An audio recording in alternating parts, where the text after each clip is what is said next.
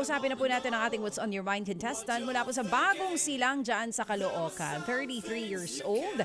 Dalawa po ang anak at dati po siyang factory worker. Yung kanya naman pong kinakasama ay maintenance worker sa isa pong gas station at minimum wage earner po yung kanyang mister. Magandang morning, Ronelyn Estanislao. Good morning. Hello po. Good morning po. Ayan. Ano bang gusto mo itawag ko sa'yo? Lynn o Ronnie? Ano bang palayaw mo, Mare? Ano po? Lynn na lang po. Lynn na lang. Okay. Lynn, ikaw ba'y nakikinig sa Opo. radyo o nanonood sa amin sa 1PH? Saan? Sa radyo po, ma'am. Sa radyo mismo. Ilang years na nakikinig sa radyo? 2 years na po, ma'am, mahigit. Oo. At ilang taon yung iyong mga anak? Ano po, 8 years old po, saka 6 years old po. Pareho na po ito nag-aaral. Opo, ma'am. Ano pong grade nila? Yung panganay ko po, ano po siya? SNED po. Bali, ano po kasi may autism. Mm-mm. SNED po. Yung bunso po, grade 1 po. Oo, yung panganay na 8 anyos sa SPED and then yung 6 years old grade 1 student. Opo, ma'am. Oo. Kanino po kayo naninirahan? Nangungupahan po ngayon dito po sa Bagong Silangan po. Quezon City po. Gano'n na po kayo katagal dyan sa Bagong Silang, Quezon City? Hindi pala Caloocan. Bagong Silangan, Quezon City. Opo. 3 years na din po mahigit. Saan po kayo nakatira dati ni Mister? Bali dito din po. Yung factory po mismo. Pero ikaw... Dati po nakikitira po kami. Oo. Ngayon po nangungupahan po. Pero ikaw, saan talaga ang probinsya mo? Ano po, ma'am? Sa Bicol po. Oo, dito ka para magtrabaho. Dito mo na rin nakilala si Mister. Opo, ma'am. Magkano po ang upa ninyo buwan-buwan? 3K po. At ito pong mabibigay sa inyo ng Happy Anonymous natin. Saan nyo po ito planong dalhin? Pambili ko po ng uniform po ng panganay ko po. Para dun sa 8 anyos na SPED student natin. Opo, ma'am. Oo, sige. Pero bago ang lahat, ano muna yung Bible verse na binigay sa atin last Friday? Parang 16 verse 8. I keep my eyes always on the Lord, with Him at my right hand. I will not be shaken. Ganda. I keep my eyes always on the Lord, with Him at my right hand. I will not be shaken. Partner, pambili daw ito ng uniform at PE uniform din nung anak niya na 8 years old na nasa SPED sa ngayon. Para malungkot talaga si Ronelyn. Malungkot ka ba, Ronelyn? Oo. Naramdam ko ramdam ko ang lungkot mo. Para nga nakaka-estorbo yata kami sa'yo. Hindi naman, kinakabahan siguro. Ano ba? Joke lang. Joke lang. Lynn? Po. Hindi naman. Mas lalo siya nahiya ngayon. Mahiyain, oo. Taga saan ka sa iyong probinsya? Taga Bicol po. Saan ka sa Bicol? Lidmanan, Camarines Sur po. Camarines Sur. Nakapag-aral ka ba, Ronelyn? Elementary graduate lang po. Oo. Anong trabaho ng mga magulang mo? Yung mama ko po, siya, kasambahay po. Si Yung papa ko naman po, doon lang po sa Bicol. Extra lang po. Hanggang ngayon, nandun pa sila? Yung mama ko po, andito din po ngayon sa Quezon City, trabaho din po sa bahay. Ilan taon na si mama mo? 61 po. 61 years old. Bakit? Meron pa ba siyang meron pa ba siyang binubuhay? Ika nga. Wala naman na po, sir. Para lang sa kanya sarili. Opo. Si papa mo nasaan? Nasa Bicol po. Ilan taon si papa mo? Magsi-60 na din po yun. Saan siya kumukuha ng kabuhayan niya? Nag-aantay lang po ng ni mama. Ng padala? Padala. Pero nag-extra lang po yun. Extra lang po. Ilan kayo magkapatid? Bali, 3 po kami. Pang-ilang ka? Pangalawa po. Sa mga kapatid mo, meron ba nakapag-aral? Halos lahat po kami, elementary lang po. Meron bang natulong na kapatid mo kay papa mo? Meron naman po yung panganay po, nagtatrabaho din po ngayon. Saan? Nasa ano po siya, Batangas po ngayon, nagko-construction po. O sige, so itong 2,000 ka mo, pambili ng uniform para sa iyong special na anak na nag-aaral ngayon, no? Kumusta naman ang pagkain nyo, iha?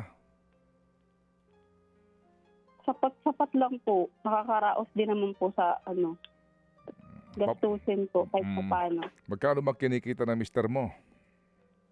Ano po siya, minimum wage po. Ikaw sa bahay ka lang talaga? Opo. Ba? Kasi di po maiwan yung panganay ko po eh. Oo nga, pero kung sa OPA pa lang 3,000, paano pa kuryente mo tsaka tubig mo, no? Yun nga po eh. Pinagkakasa na lang po talaga, tipid-tipid po. Kaya nga. O sige. So ganito, padalhan ka muna namin ng paunang 2,000 piso. Ngayon, kung sakasakali, gusto lang namin ding makilala ang iyong pamilya, partikular itong mga anak mo, para naman sa karagdagang tulong kung kinakailangan. Pero itong pagbili mo ng uniform ng anak mo, pang-public school ba to? Opo, public po. Nagsimula na yung Dito din po klase. yun sa Nagsimula na yung klase ng bata. Nagsimula na yung klase ng bata. Opo, Alright. pang ano po sila, pang hapon po. Sige. Okay. So abangan namin muna ang mga patunay mo, iha, ha. Padalang ka namin ng 2,000. Ito ay galing kay Happy Man. At aabangan natin ang iyong mga preba at muli kaming tatawag sa iyo kung kinakailangan. But meantime, higit sa lahat, tayo nagpapasalamat sa biyayang ito sa Panginoon. Yun lang yun. Wala nang iba. Doon lang tayo magpasalamat sa Kanya na naging daan ng programa namin para kamakilala namin at nakapagpadala ng kahit pa paano 2,000 pisong tulong. Okay? Sige po.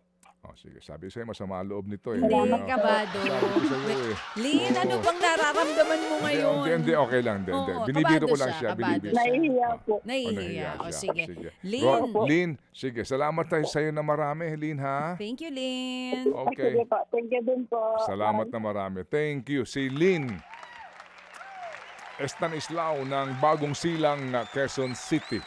Abangan po namin yung kanyang mga prebang ipapadala po sa amin. Ngayon, Dimpy, yung ating update, si Nanay Felicitas Abuga ng Negros Occidental. Palabas nga natin to, meron pa tayong 5 minutes. Meron siyang video, patunay po sa kanilang taniman. Kasi siya ay magsasaka. Ang tinanggap po nila mga kapatid ay umaabot sa 4,000. Galing po ito kay Happy Daddy, Happy K, kay Happy Man, at kay Happy Senior Couple. Magbubukid po ng mais. Diyan po sa area ng Negros Occidental. Panoorin nga po natin.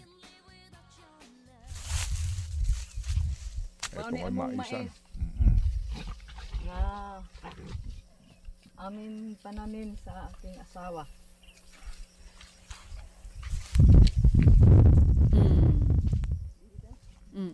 Ito po, pinapakita yung maisa nila, yung kanila pong taniman. Ito si Nanay, pupunta na sa kanilang tahanan. Kitang-kita nyo naman kung gaano po kasimple at kapayak. Halos wala nga pong dingding at puro kahoy po. Tapos yung bubong sira-sira. And yung dingding nila, bubong din. Di ba? Oo. So ito po nakikita natin yun. Pero may satellite dish sila ng Signal TV. Kaya sila nakakapakinig. So ito po, iniikot tayo ni Nanay sa kanilang tahanan. Ito po yung usual na tahanan ng mga pamilyang Pilipino sa probinsya. Pero kita mo naman ang view, partner. Mukhang sariwa ang hangin doon. Oo. Malayo sa gulo dito sa Maynila. Ito na yung loob ng bahay ni Nanay. Yung kanilang higaan, ano ang tawag doon? Yung kawayan na pinagtabi-tabi. Ganun po siya. Ang tawag dyan ay papag. Papag, ayan. At ito yung telebisyon nila. Okay, sige. Ito sila. Sa tabang nga inyong ipadala nga gamit sa akong estudyante. Ma'am Digit Saksa. Salamat Sir Pete sa inyong ipadala nga tabang ulit sa akong mga anak na nag-eskwela sa diri sa Hinubaan o sa Dumaguete. Ang imong ipadala among gihatag sa among mga anak nga nag-eskwela. Amo ni ang akong anak si Ulot nga nag-eskwela sa Hinubaan. Okay. Magandang umaga po, Sir Ted and Baby Chacha. Ako po ay si May J. Abugan. second-year college student, Bachelor in Elementary Education, at nandito po ako ngayon sa CPSC Nabaan. Marami pong salamat sa inyong tulong na ipinadala sa amin. Sana marami pa kayong matulungan. Yan lang po. God bless. Magandang araw po. Ako po si Mary Rose Camor Abugan, ikasapong anak ni Felicitas Camor Abugan.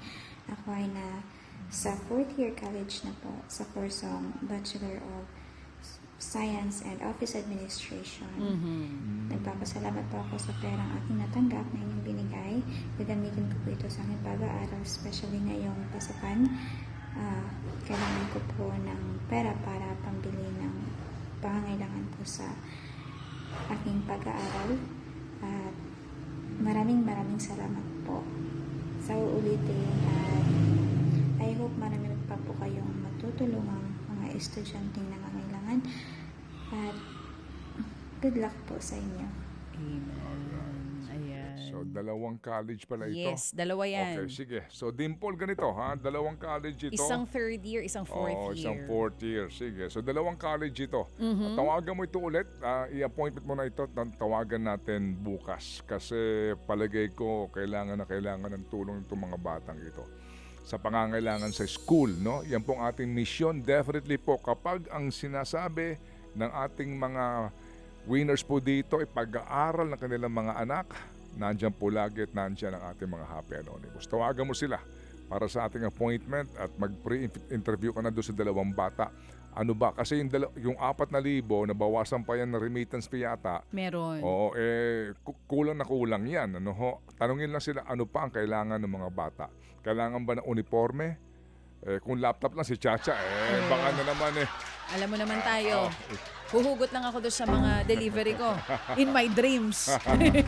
Sige. Okay? Oo. Salamat Nanay Felicitas. Ayan. Mga kapatid, patuloy po kayong tumutok sa 105.9 True FM para sa totoong balita, impormasyon, music and entertainment. Mag-subscribe sa aming YouTube channel at podcast at sundan nyo kami sa Facebook, Instagram, X at TikTok sa True Network PH. Bisitahin din po ang aming official website, truefm.ph.